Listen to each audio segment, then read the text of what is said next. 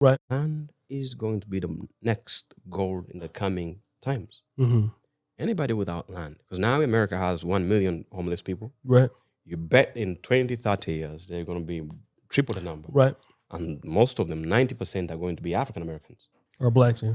If you see a poor man in Africa, according to the statistics of the World Bank and IMF, this poor man, they say he is poor because he cannot be able to spend $1 a day. Mm-hmm.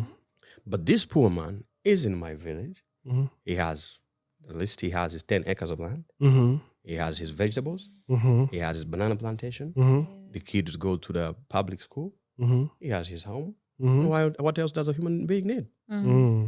But the poor man in the US is homeless. What's going on, everybody? This is Afro Think Tank. Today, I want to do a reaction and give my input on the King Gandhi show they did the other day. It was African Americans should be given free land in Africa. And first, I want to say, yet again, shout out to King Gandhi's channel. Shout out to all the guests on King Gandhi's channel. I swear, every time he's putting these people on the channel and exposing that there's a lot of very intelligent intellectuals on the continent that's about that life, and I really appreciate how he's putting these people in the forefront. Because the thing is, like he said on the show, you know, African Americans ain't the only ones who can swing the bat. There's a lot of continental Africans who can swing that bat, and sometimes you just need to give them the bat so they can show the world they can swing that shit, right? So my take on African Americans should be given free land in Africa. My short answer is yes, we should. I think African Americans, African Caribbeans, the descendant of those taken into the transatlantic slave trade should, bare minimum, at least be given free land in Africa, right? Because I'm pretty sure, more than likely, they had they had land before they were snatched away from it and brought here, right?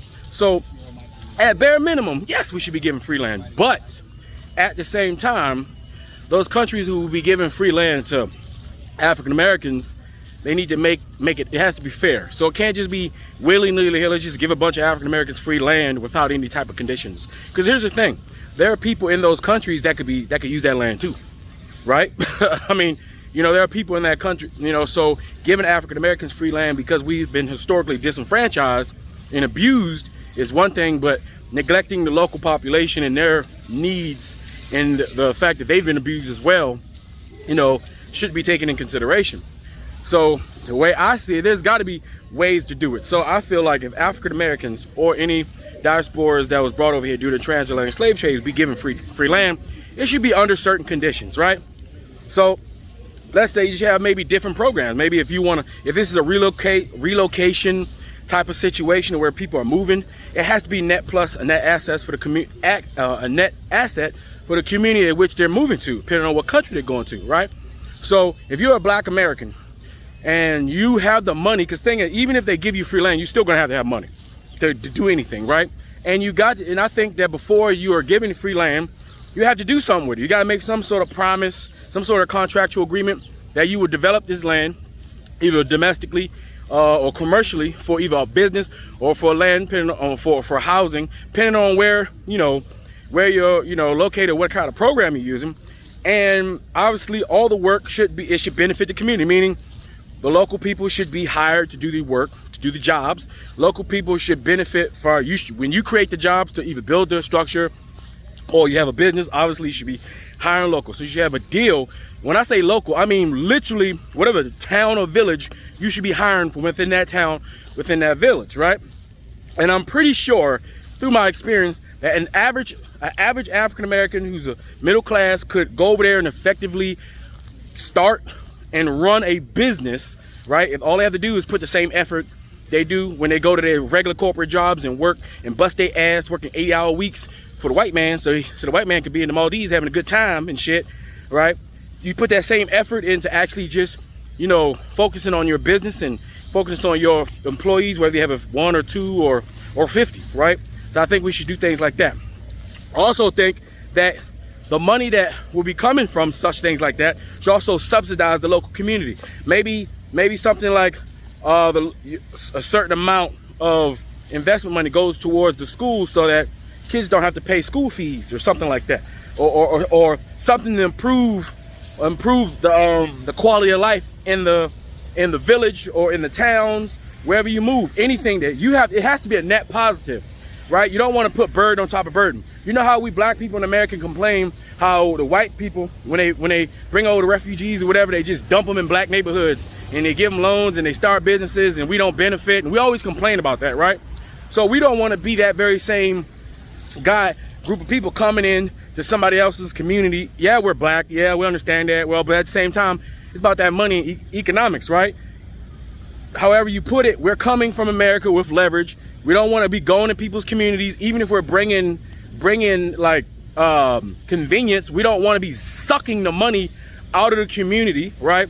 And sending it and sending it back to her, doing whatever we're doing with it, and disenfranchising or taking the money away from the people who need that money to circulate within the community. So we have to have somewhat of a built-in mechanism that way, no matter how much money we make, whether it be some sort of local tax or something that just takes a little bit of what we got going on and benefits the community, right?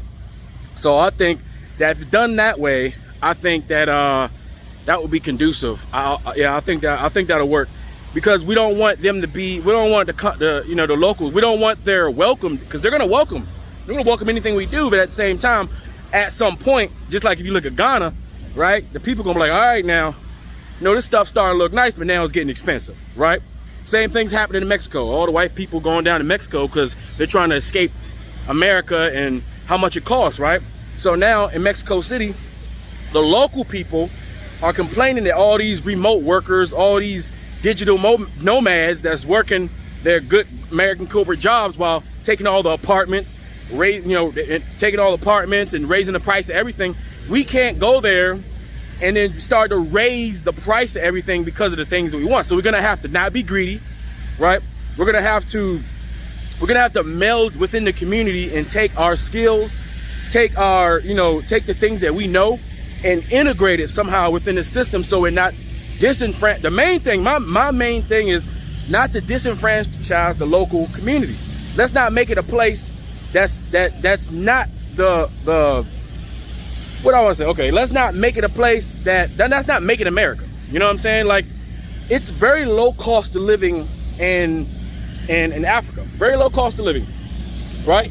And we want to keep it that way. We don't want to raise the cost of living. We want to keep it low, right?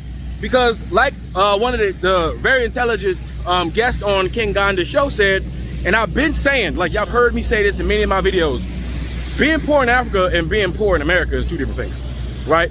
Being a poor person in Africa, right? Somebody who ain't making, maybe $200, may not even be making $200-300 a month. But guess what they do have? They got tons of land. They grow almost all their food on their land, right? They got a house they don't pay no mortgage for, right? So they have a place to live.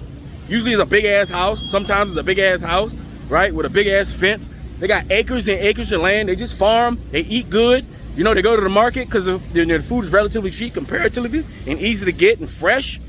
It's still organic. The seeds actually still grow. Like, poor people, what we can perceive as poor, right? Some people actually spend thousands of dollars a month to go experience for 7 days, right? But they live that life every day, and we call them poor.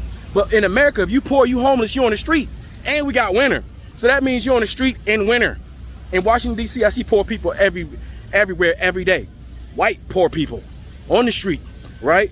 White people, black people, but I see everybody on the street, poor, broke, right? They got nothing. People die here when they're homeless. They have nowhere to live, literally. They're actually on the street. And America doesn't have enough compassion to take care of their homeless.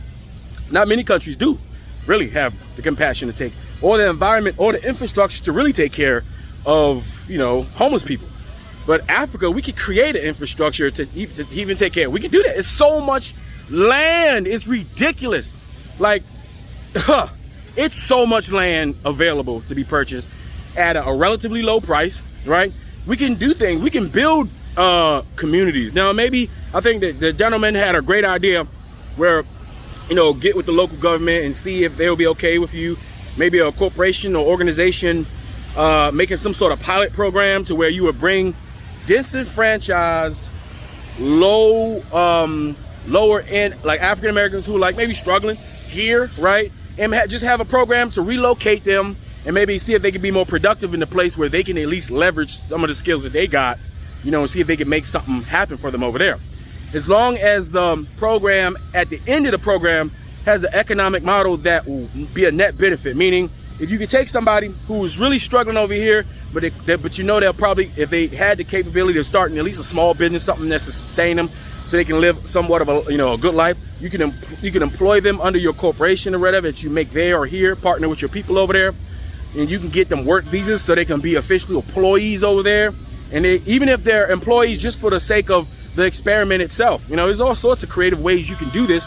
And I know the government will be about it because it'll be good. It'll be a good look for any governor or state legislator or mayor to have a program with African Americans coming to their state to participate in a program where they would live and integrate themselves with the local community. They have appreciation for culture, learning their roots. I mean, this would be a win-win for everybody. And I'm pretty sure that if I had some money, I already got the people. I can go right now. I got like 3 kings I can go talk to right now, right? That already let me know whenever I want to buy some land, come to them, right? Whenever I want to do something, come to them. The people in Kitty State, Nigeria, that I associate with, they've already put me on notice that whenever, and not just the Kitty State, Eli Oregon too, another state, I got a king out there, big king, all right, first class king. He already let me know whenever I want to, or if I have any African Americans that's serious, they got some money, they got some business, they have the land, they're ready to work because they want people to bring development and infrastructure and business to the community. So if I come to them, I say, well, I got this group and we got this amount of money and this is what we would like to do. I can sit down with kings, with the mayors. I have access, right? Because once you start making, and that's the great thing about Nigeria, well, probably Africa all around, it's a communal thing. So you can have access to these people in high places as long as you're nice and you have a good personality and people like you. You know, your personality goes a long way there. Like, you know, your word means something over there. So once you create and establish a relationship, man, you can get in the room with these people. And if you're serious, man, you can really make it happen. Like, we can really do anything we want. We have to get our minds out of the realm of, oh, we have to wait for white people to tell us how to do it. We have to wait for white people to give us the rules and regulations of how to do it anywhere in the world. We got to get out of that mindset. We don't need them to do anything. We don't need them for nothing. We can just do it ourselves. We are the masters of our own universe. So we can be creative and create our own rules, our own structures, and negotiate with our brothers and sisters over there to make something that benefit both groups. It's definitely possible. And I'm sure there's people that already got programs or trying to do similar things already. We just need to pick their brains, see who's doing it, pick their brains and take the best parts and the worst parts so we don't make the mistakes of the past. Because, you know, communities have been created in various other places and they failed for various different reasons. We have to find out, why do they fail? You know, maybe do we need to, what can we do to make them not fail? What can we do to make it so it's not like, you know, just another commune that rose and fell because of egos, because of money, because of lies and deceit, deception. It needs to be a smooth flowing, ever breathing, ever evolving program that can fluctuate, you know, depending on what the situation is, you know, because things change every day. You know, something happens, right? It needs to be fluid and transparent. That's a big thing. The transparency is important because trust is important, but who can we trust, right? So verification will help people, and transparency will help people establish trust, because we got to start trusting each other. They spent 500 years making sure that black people don't trust the next black person. So it's going to take, I know it's going to take a little bit of time to reestablish the trust that we don't have for pretty much anybody, right? But it's something that we have the capability of doing. You know what I'm saying? Because listen, we don't trust them folks, but guess what we do?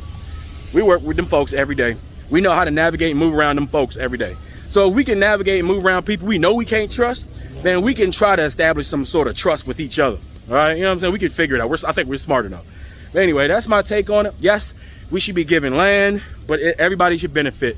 The local population of the people or surrounding the lands that was given to us, there should be conditions, right? You know, no buying land stagnant, just sitting there to be looking pretty. No, it needs to be developed. It needs to benefit everybody. So that's my take on it. That's all I got to say. Afro Think Tank, learn some, teach them. I'm out.